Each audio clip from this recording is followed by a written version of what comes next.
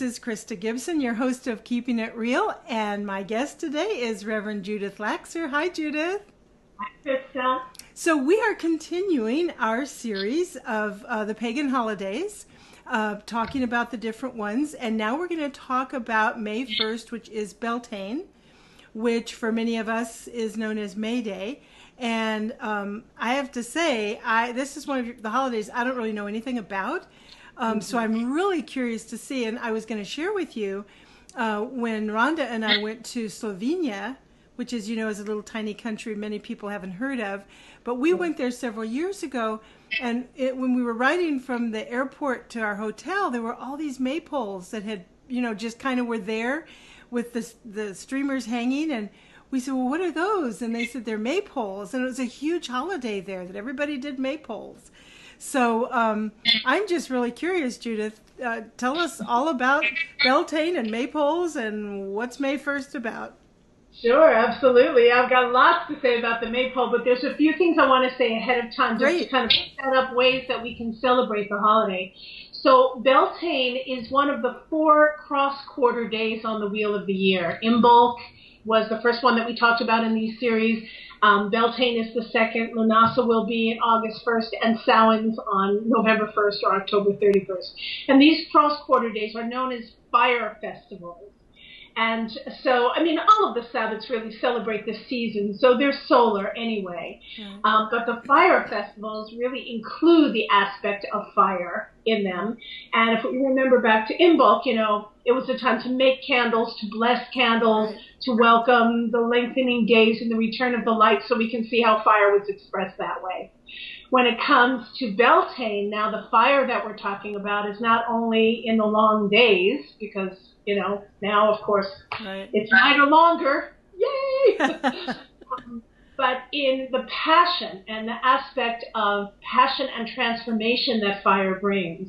So Beltane is typically the Sabbat that celebrates the union of the goddess and God. And I suppose before I go any further, I want to say that it's not gender inclusive, right? We live in a very gender fluid culture. Right. And I think, maybe back in the day, certainly it was, goddess and God specific to the gender. But I think really it's more about the union of the masculine and the feminine, and whether that's within ourselves or whether we find those dynamics with a partner of the same gender. I don't, so when I say goddess and God, I don't necessarily mean man and woman or woman and man necessarily. It could be any way that it expresses itself. Got it. Good. Thank you for mentioning that. That's good. Sure, yeah. And so really what it's talking about is the union that brings blessedness to life. So if you look at the Wheel of the Year as a progression of growth, and, the Sun King that was born at Yule and is like a toddler at Imbolc, and then becomes a young man at, or a child growing into tweens at Ostara. Now he's coming into he's coming of age, right? Just as the goddess who was a maiden is now coming of age. And one of the things we discover when we come of age is who we are as sensual and sexual beings. Right. So this is really where, the distinction of paganism is very, very clear, because there's a lot of similarities in all spiritual paths. Hopefully love is at the core of all of them. Right. But many other religions teach us that we become more spiritual the more we transcend the body. Right. And paganism says the more we are embodied, the more spiritual we become. Right. That we actually come here to live a sensual, spiritual experience, and we don't see our sexuality or our sensuality separate from our spirituality. And that is very, very different. Very much so, yes. Right? And a lot of religions that tell us that, sex is a sin unless it's only for procreation, and all the taboos that we have, and all the dysfunction really that has developed around our natural sexuality, which is a very, very sad state of affairs. So it's a beautiful thing come time for Beltane, because just as Samhain on the Wheel of the Year, we know every year we're going to have a chance to honor our beloved dead and mourn and grieve, that there's a time for that. across the wheel at Beltane, we know there's a time for us to celebrate who we are in our physical bodies, the ecstatic energy that we can, raise and enjoy. And, so it's a beautiful time, beautiful thing really in this model to know that every aspect of being alive is going to be honored as we go through this wheel of the year. And I think that's why the model just so speaks to me. Anyway, so this is a very sensuous time in nature. We know that, right? The flowers are blooming. We're out there sniffing apple blossoms, and, the tulips are up. And so we really begin to engage more clearly and interactively with all of the elements. Of course, here in the Northwest, that means rain. Right. It's been raining so much. It's really like more than usual. Right. Usually I have the majority of my garden cleaned up and ready to go, and I can't even get out there in between the raindrops. But this is the time when we engage more with the elements. The weather is warmer, the days are longer, so we're out there. And even if you don't keep a garden, I'm sure just walking outside and looking at, the cherry trees blossoming and all that stuff. So our eyes and our skin and our, we're smelling things and tasting things, and we're engaging a little bit more sensually at this time. Mm-hmm. When Beltane comes, it's a time to really honor that sensuality and how that might express itself in our sexuality as well, because it is that union of goddess and god, of masculine and feminine, that keeps life going. Mm-hmm. And so, as a life-affirming faith path, this is the time to really go for it. So there's several different ways, and I made some notes because I know how tangential I get. Yes, so there's several different things that you can do at Beltane to celebrate the Sabbath, and of course the maypole is a big one. So this is the way that I describe exactly what the maypole represents, which is very, very sexual. The pole itself represents the phallus of the god. Right. And typically what happens is that a wreath of flowers is created, and so all the dancers who are going to dance the maypole tie their ribbons on the top of the pole. And then that wreath of flowers is set on top of those ribbons, so that when they pull the ribbons away, the wreath of flowers is at the very top of the pole. Mm. And then as dancing begins and the ribbons weave along the way, which I'll talk more detail about, the wreath slowly comes down over the pole. Mm. So this is called the symbolic great rite, or the secret marriage. Is when we look at our sexuality in a sacred way, and that this great rite, or rite of passage, really is becoming, coming into our full maturity. And so this is a sort of nature-oriented representation of exactly how that happens. Mm-hmm. So people who are dancing the maypole, and it's so funny now because children dance the maypole on May Day, and it's like if they only knew. They only knew what it meant. They were really representing, yeah. So it's really quite a beautiful ritual. And so what we do in Gaia's temple and in our rituals is everybody brings a ribbon in a color that would represent what their intention is that they want to weave into their life. Mm. So, for example, if they wanted, more prosperity, they might have a green candle. If they wanted more passion, ribbon, they might have a red ribbon for more passion, or, a blue one for more peace, or what have you. It doesn't really matter. Everybody chooses the color that they'd like. And then typically a maypole is danced with an even number of people, mm-hmm. and you count off 1, 2, 1, 2, 1, 2 around the circle, and the ones turn to the left and the twos turn to the right. And then the dancing begins, which is really a very simple weaving. One person goes under the ribbons, under and over until the whole wreath comes down and the pole is sheathed with the ribbons. Right. And so the ribbons, like I said, if they represent what we want to weave into our lives, then as we're dancing this maypole, we're thinking about what we're weaving into the fabric of our lives, which is really quite beautiful. And what's so fun about a maypole is that at first everybody kind of starts further out, as it gets woven, we get closer and closer till it gets very, very tight. So it's another way for us to remember that it's okay to be sensuous. It's okay to touch. It's okay. It's not only okay. It's welcome. It's what we're here for in many ways is to connect, and some of those ways are physical. So at the Gaia's Temple Beltane ritual, we weave the maypole. It doesn't get explicit in any way. Nobody has to worry about feeling like their boundaries are going to be pushed in any way.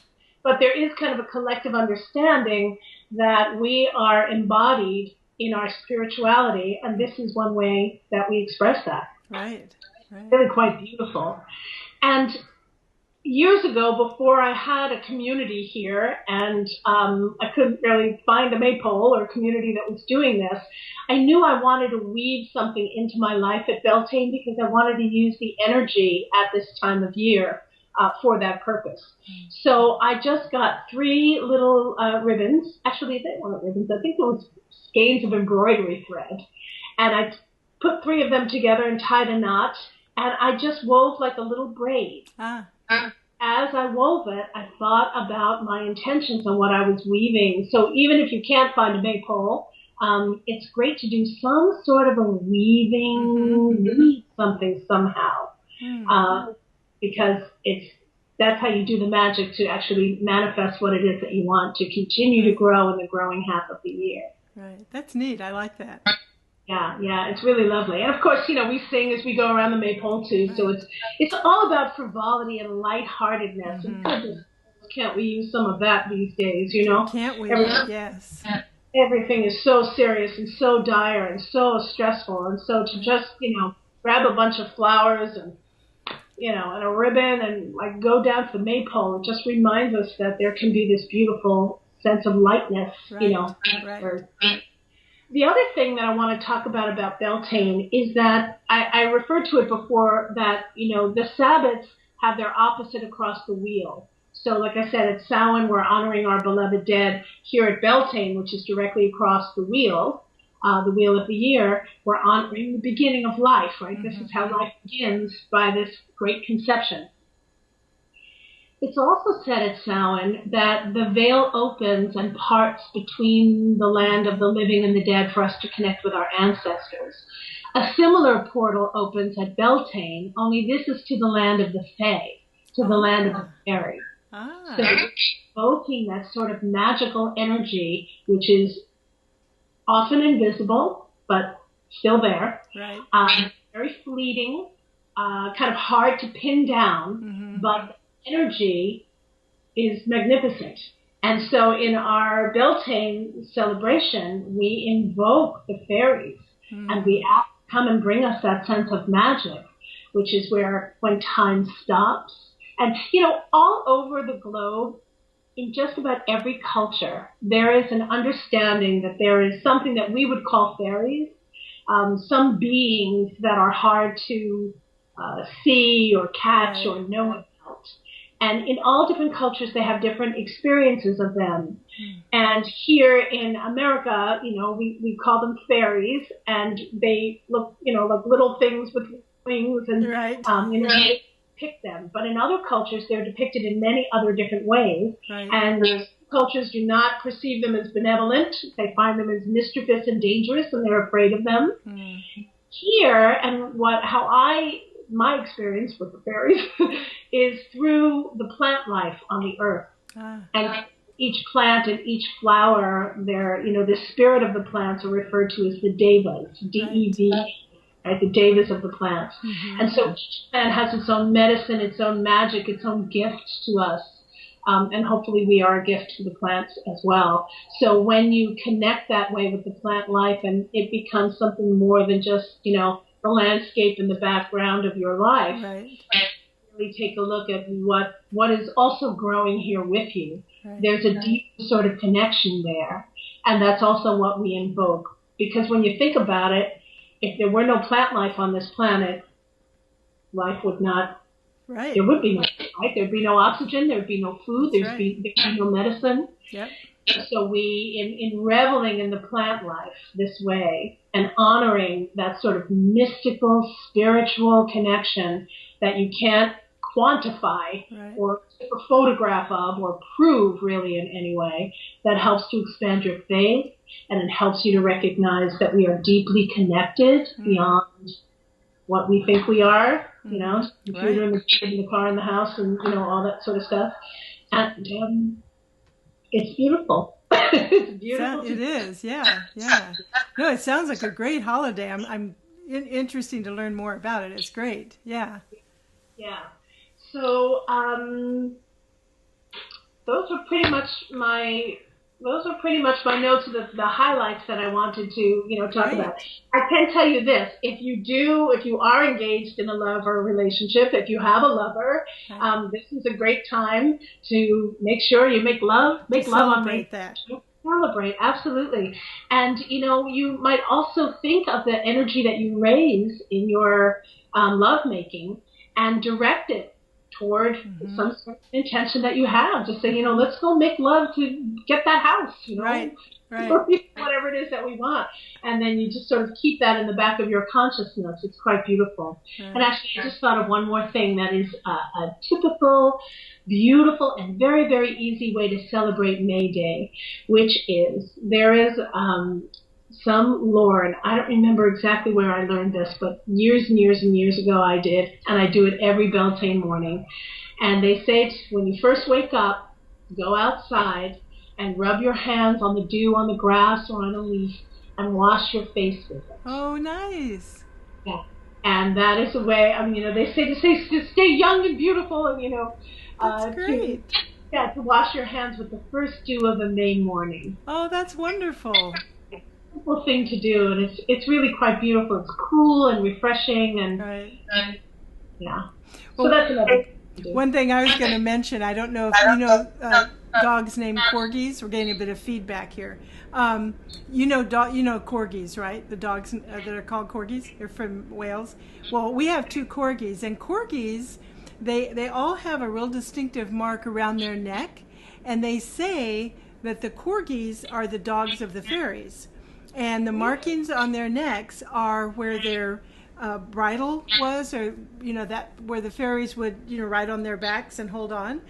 And so in our house, you know, we'll say to the dogs, now come on, you know, you guys work with the fairies all the time, so get with the program here. Let's have more fairy energy in the life. So when you talk about fairies, you know, we have 2 fairy dogs. You have 2 fairy dogs. Yeah. That is wonderful. I never knew that about corgis. Corgis are just the sweetest dogs in the world. Those tiny little legs are just so adorable. That's why they work for the fairies so well, right? Because they're so close to the ground. It's easier for the fairies to get on and off. But anyway, that's neither here nor there. But I couldn't resist telling you that. So, you know, the other thing that a lot of people talk about with regard to fairies too is that, you know, they like things that sparkle. Yes. Like things that chime. Yep. And they like to have offerings.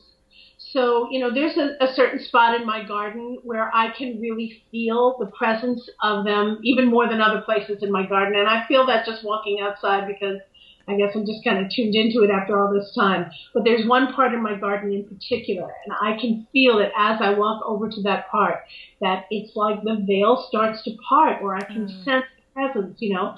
So I will leave offerings there. Nice. I will, you know, like those little jingle bells from Christmas, you know. A little jingle bell right there by that particular rock. And there are times when I come back and it's gone. Fun. That's fun. That's awesome. Well, like sparklers, you know, anything that is sort of shiny and catches your eye. Right. It is said that the Fae love that. So I do as much of that as I possibly can, because I want them to know I love them and I want them here in my garden. Exactly. That's right. We want them. That's right. Thank you so much. Now, people who want to know more about Gaia's Temple can go to the website gaiastemple.org. Correct. That's spelled GAIAS as in Sam, temple.org. Gaia's Temple. And there's an event page there. I mean, you can peruse the whole website to find out about the ministry and, you know, what we do and all that stuff. But on the event page, there's information about our Beltane ritual, which is going to be right on May Day. So it'll be Tuesday night this year at 7 o'clock. Perfect. And I'm hosting it behind the Good Shepherd Center in Wallingford in Seattle, right in the Meridian Park, close to the gazebo. Great. And you'll have opportunity to dance the maypole if you'd like to come. That's great. And they're asking everybody to bring, I think it was like 25 feet of cloth ribbon of their choosing to dance the maypole. And it's a great opportunity to, you know, to check it out and see how it's done. And it's nice to offer this to the public. Like, not everybody can find a group of people to dance a maypole with. You know? Exactly. And then if people want to connect with you, because I know you do individual sessions and support, it's judithlaxer.com. Correct. And you can contact me through the website that way if you'd like, and set up an appointment for any of the services that I provide. You can peruse the website or just contact me with any questions. Absolutely. That's great. That's great. Well, thank you so much for your time. It's this series is so enlightening, and I know people are enjoying it. So thank you, Krista. Happy May Day to you. Happy Beltane. You too. Happy Beltane. Take care. Bye.